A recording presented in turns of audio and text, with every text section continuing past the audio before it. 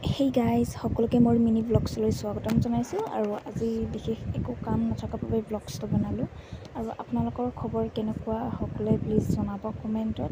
আৰু এইকেইদিন মই বহুত বিজি মানে নহয়, ঘৰত টোপনি মাৰাই এইটোৱে মোৰ কাম। তাৰ বাবে এতিয়া বহুত দেৰিলৈকে টোপনি মাৰি আছিলোঁ। এতিয়া উঠিলোঁ, ব্ৰাছ কৰোঁ, তাৰ পাছত অকণমান চাহ পানী খাম। খাই বৈ এইবিলাক ঘৰৰ অৱস্থা চাওঁ, কি হৈছে ঘৰখন অৱস্থা। মই একো কাম বন একো কৰা নাই, জাষ্ট উঠি ব্ৰাছ কৰিম, কৰি অকণমান কাপোৰ কানিখিনি ঠিক কৰি থৈ দিম বাৰু।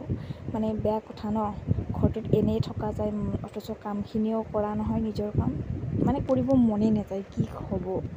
এতিয়া আপোনালোকক মই অকণমান বস্তু দেখাই আছোঁ, চাই ল'ব।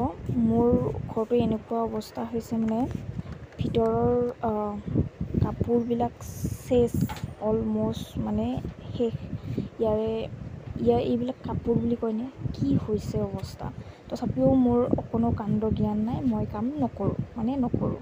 আৰু এতিয়া মুখ হাত ধুলোঁ, ধুই কাপোৰখিনি অকণমান সৰি কৰি ল'লোঁ। লৈ ভাবিছোঁ গা পা ধুই অকণমান ফুৰিব যাব আছে। ফুৰিব যাম অকণমান ক'ৰবাত যাম আৰু। বাই বাই, এতিয়া